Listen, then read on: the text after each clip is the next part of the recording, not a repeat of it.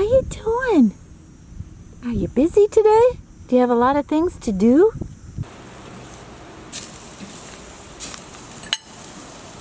I like that. That would be nice in the little bathroom just for fall to bring in some color.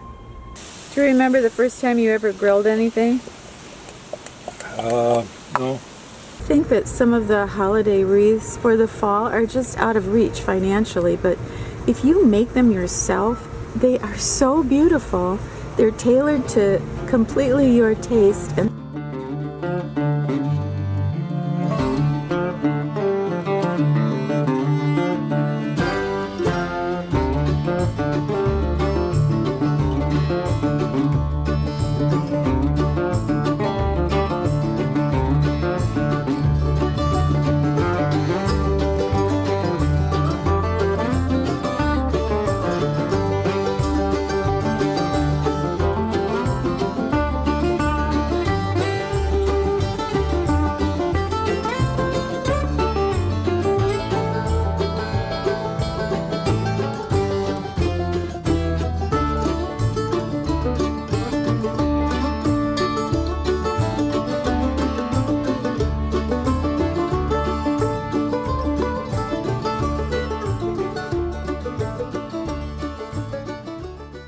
everybody, I am so happy to see you today.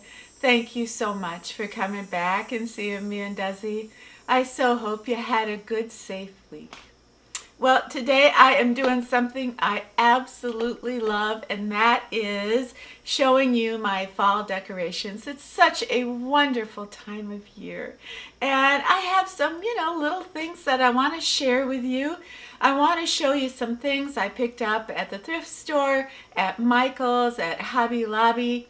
I want to show you what I bought, why I bought it, and where I put it in my apartment. So I think it's really going to be fun. We'll just go around and take a look at what I did for my balcony and some things I did for centerpieces. I am decorating for spring or Christmas. I always think that more is more. But in the fall, I honestly think that less is more. And I think that because of the colors that we are decorating with, blacks and burnt oranges, yellows and kind of tawny tans and ivories, it's dramatic. So a little bit goes a long way, and pumpkins are just flying out the doors and they're so expensive.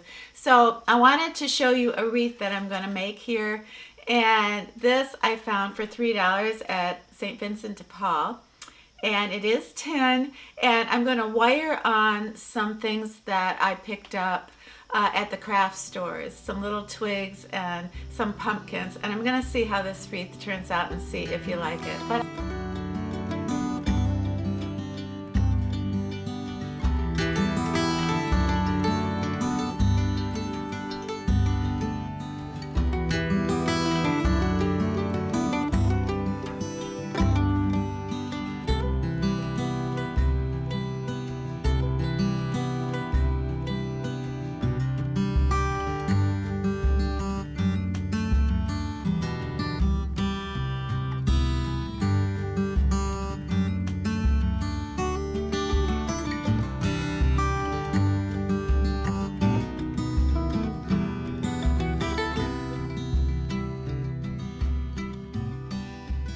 Just as important as walking into a room and seeing really pretty decorations, I think how each room smells is so important when it comes to fall.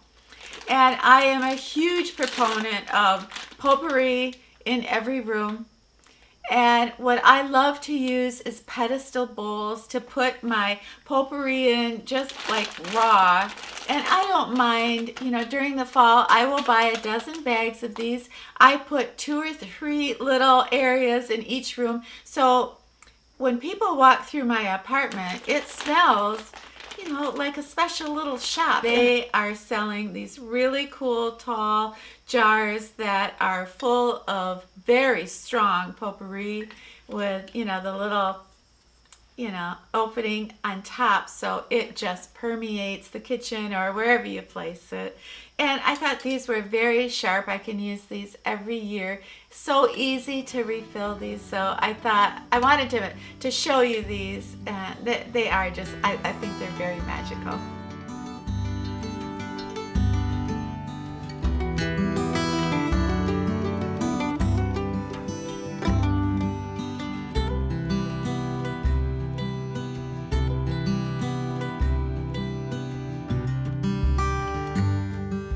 I did want to mention, for those of you that love potpourri, that if you just want to freshen up your potpourri, just spray a little bit of this golden vanilla on it, or perhaps maybe a scent that you really love that's very fallish.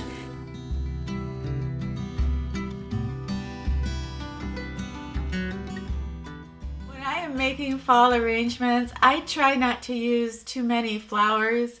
I think that looks a little bit overdone and artificial, but I do love to use, isn't that beautiful? It's like twigs and dried berries and, just little pumpkins. And I think the way that they are making some of these beautiful faux decoration flowers for fall, I think they're just exquisitely beautiful. And I have tried to steer myself away from the predictable. This is the raw material that I'm going to be using to make my main fall centerpiece for my dining room table. And I have chosen things that just look, like wild in nature and not too flowery, just something kind of dramatic but real. And I love it. So it's going to be a challenge, but I want to show you the finished product.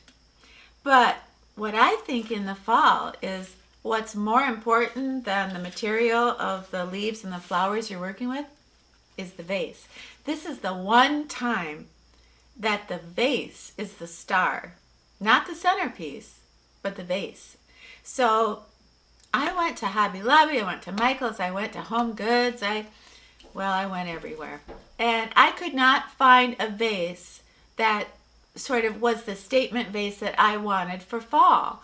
And then I went to the drugstore. I went to St Vincent DePaul and I found this vase. This is ceramic. It's like a light tan and then it has like a bamboo around it. So I thought, this is perfect. It's the perfect size. It's the perfect weight. It is. It's very heavy. I believe that this is old because there's a great patina on it, but I thought, this is perfect for my centerpiece. So I want to show you how this turned out. I haven't done it yet, so I can't wait to see what I did. Okay, here we go.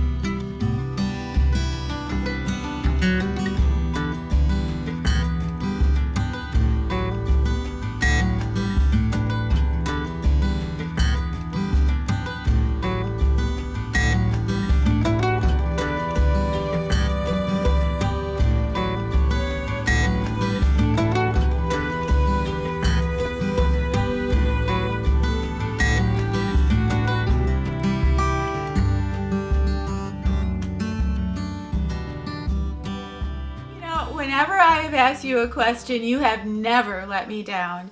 And you have got to clue me in why these tin pumpkins are $39.95 at Michael's, at Hobby Lobby, at Flowerland. What is going on with the tin pumpkins? I mean, I know they're very, very pretty, but I found these. These were $7 a piece at St Vincent DePaul. And I found one and I got it in my cart so fast. I mean, it was ridiculous. And then I saw the second one, so I was so happy to get two because, a lot of us who live in apartments, we can't, we don't have that angelic front porch where we can arrange, the haystacks and the pumpkins, but we have, little garden areas, and I have a balcony. So I thought, well, how cool are these, little tin pumpkins? They're not so little. And so I thought the tin pumpkins on the balcony would be such a nice touch. I even went out and got a little bale of hay. Is that right? A bale of hay? A hunk of hay? I'm a city girl. Darling, I love you, but give me part. All right, never mind.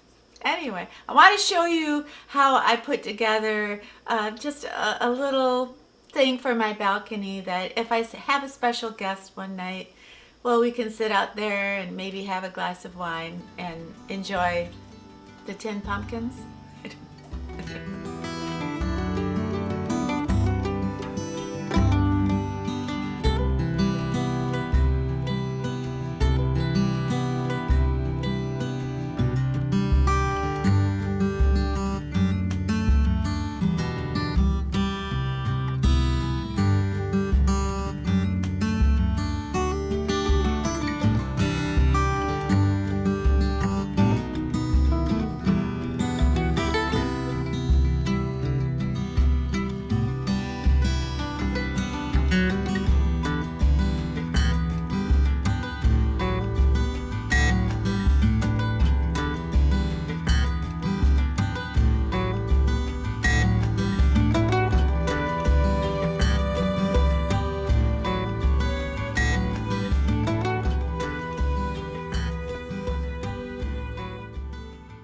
Like very much the whole theme of this video is decorating for fall with a focus, and with a focus on yourself but for other people. And I have to share this with you. It's so corny, but when the grandkids come over in the fall, it is when grandma puts down, are you ready for it? Her bird quilt, her fall bird quilt on her bed.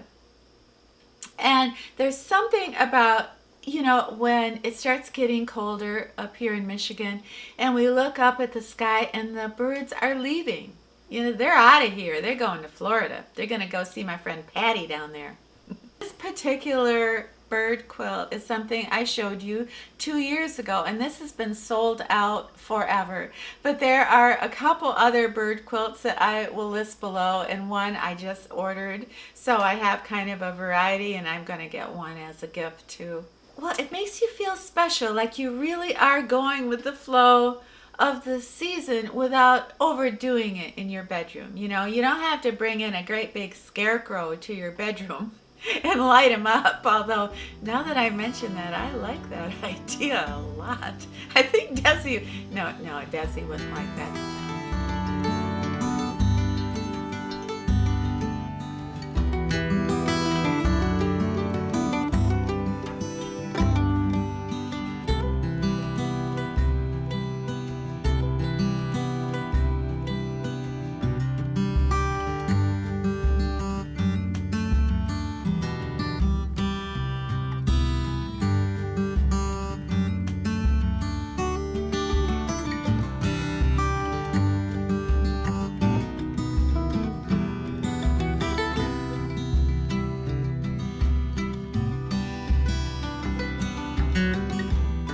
What's your middle name?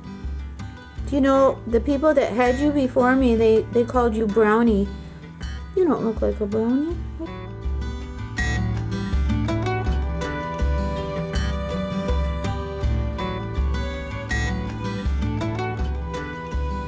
Well, Bill was a great writer. And in 1999, there were a lot of floppies made by him and me, and they say on the front, Bill's Poems and Short Stories, and I have about 3 of these. And I have other files also on zip drives, but of course I had no way to open this up. After Bill died, I went on Amazon and I bought this little USB device that you plug into your computer, and so you put your floppy in this, and supposedly you can actually read what's on your floppy. So after all these decades, I was able to unlock Bill's poems and short stories. It's going to take me a while to go through them all, but Bill was such a great writer, and he wrote about his travels and about fishing and his observations of life in general, and such fascinating, interesting people. But the second poem I found was The Perfect Afternoon, and it was a poem that he wrote about me, for me, and about marrying me all over again. So I thought to myself, when Bill passed, what was my inheritance? I know a few of you have asked. I inherited one of the most precious things that I will ever inherit in my entire life. I made it into Bill's poems. It isn't that I needed validation that Bill loved me, but those poems are so rich and so full of life, and it explains so clearly why he fell in love with me, why he continued to love me, why he felt safe with me, why I had a soft spot in his heart, reserved just for me. It explains all of that. So my question to you is, the most valuable thing that I ever inherited are these amazing poems. It sounds like something out of a movie, only it's real life. It's my life. And my question to you is, how could the most valuable thing that I inherited be something that I had all along? For almost 30 years, this was in my possession, but it wasn't until Bill died that I unlocked it. Why? And is there a lesson there? Is there a message? Maybe something we're supposed to figure out here? I know I keep asking you questions in this video.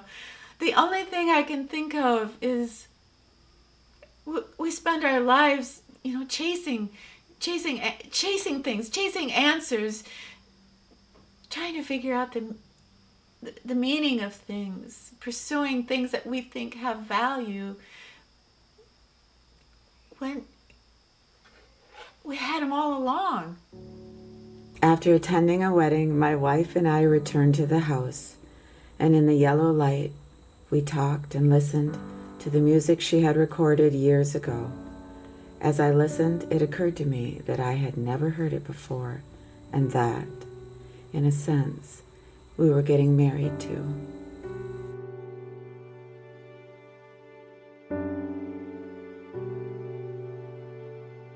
The mind reveals itself in such moments of peace, slowly uncoiling its quiet history, and the world changes its aspect again, and the wings of inner silence open and glide solemnly. It's all this knowledge or perceived knowledge that you have, and you want to share it because you're so in love with every minute of what you're doing. And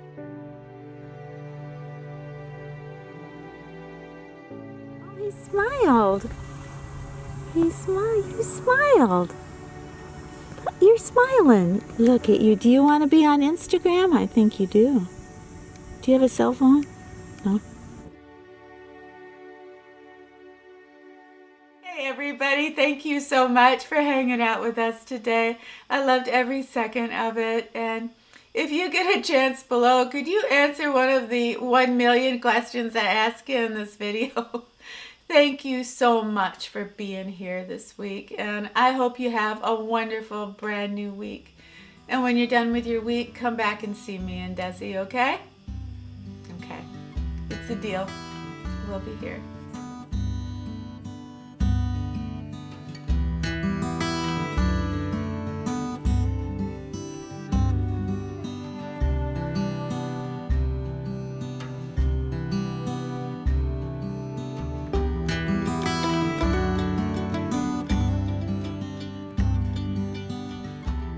Of inner silence open and glide solemnly.